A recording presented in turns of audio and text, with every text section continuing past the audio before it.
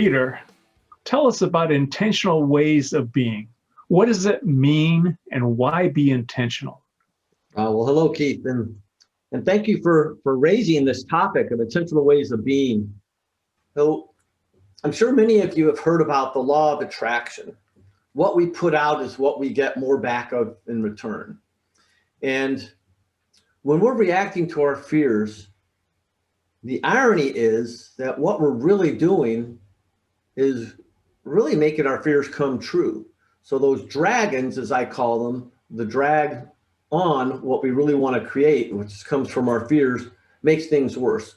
So I'm sure many of you going through divorce will be able to relate to how I was feeling. There was a particular situation, and the custody schedule for our then 3-year-old daughter, my ex was mandating all of a sudden that we go to the fallback schedule in our divorce decree, which for some reason was every other day. And up to this point, we'd worked things out, but now every other day for a 3-year-old child, no consistency. And even a couple of child psychologists confirmed for me that this was terrible for a 3-year-old.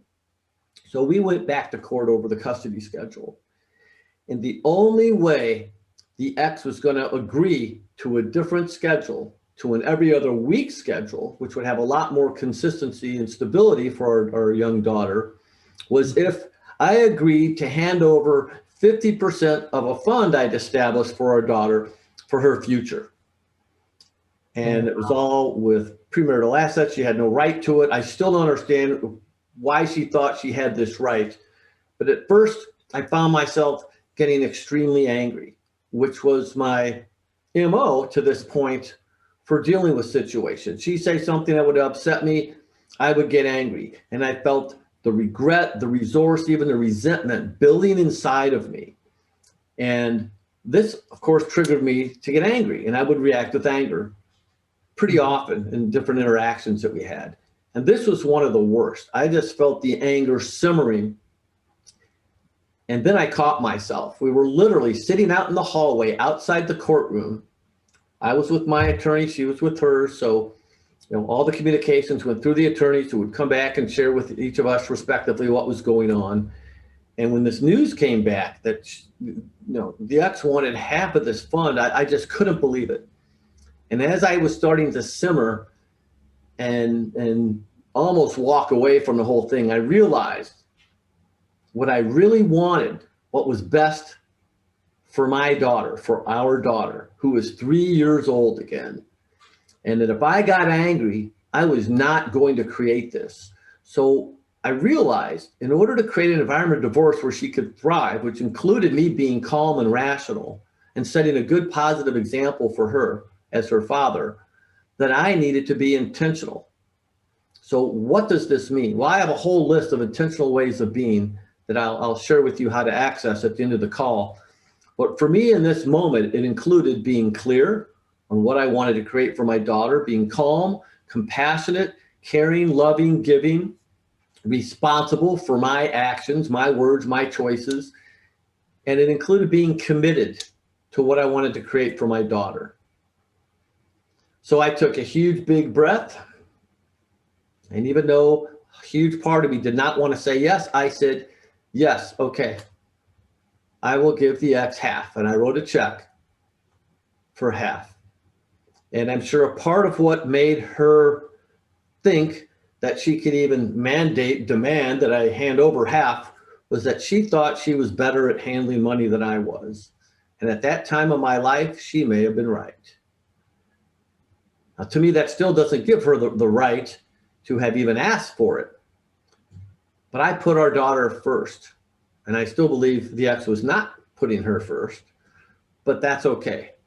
And from this point forward, we agreed to an every other week schedule, which was much better for our daughter, and things worked out over time. But this was one of the biggest examples for me personally, because I was absolutely livid for how to create an intentional shift to create more of what I really wanted to have for my daughter. Peter, when you say that she wanted half of what you had saved for your daughter, Are you saying that she wanted it for herself, or was it still for her daughter, your daughter? Well, she was claiming it was for our daughter. I don't know what she did with the money to this day. I'm sure I could ask our daughter about it to check in with her mom. I don't know if her mom shared with her or not. So I don't know that, Keith, but it doesn't really matter. There's so much more to the story of leading up to our divorce and everything, but this isn't the time or place for that. So I don't really know. But what was most important was for me to do something so we could have a schedule that was conducive for our daughter having consistency and stability instead of every other day back and forth, which was terrible. And the ex had mandated that in the first place as well. And that certainly was not putting our daughter first. That was putting herself first, trying to get at me, 100%. I commend you for putting your daughter first. And Peter, I'll bet there's something that you're going to ask for people that are listening to this, watching this today. What are you going to ask us to do? All right, the call to action, Keith.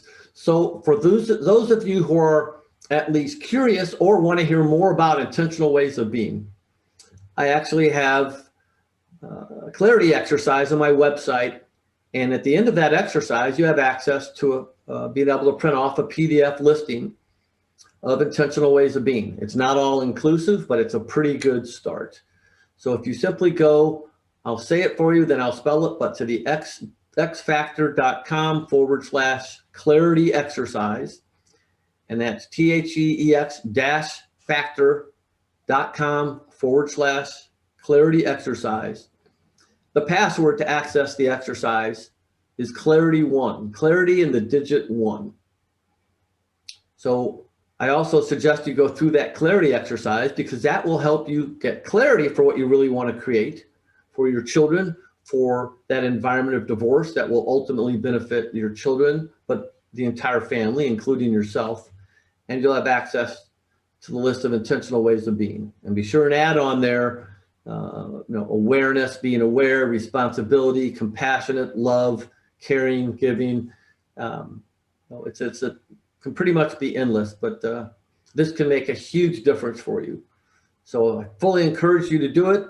And I look forward to hearing from any of you who are so inclined to let me know how this is making a difference for you and your family. Peter, would it be good for anybody who is not going through a divorce to do this exercise too? Oh, of course, Keith. This can benefit you in any area of your life. Absolutely. Well, in that case, I wrote it down, Peter, and I will follow through too.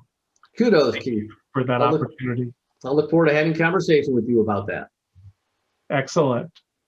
Very good. I'll see you next week. Look forward to it. Thanks, everyone. Have a great week. Take care.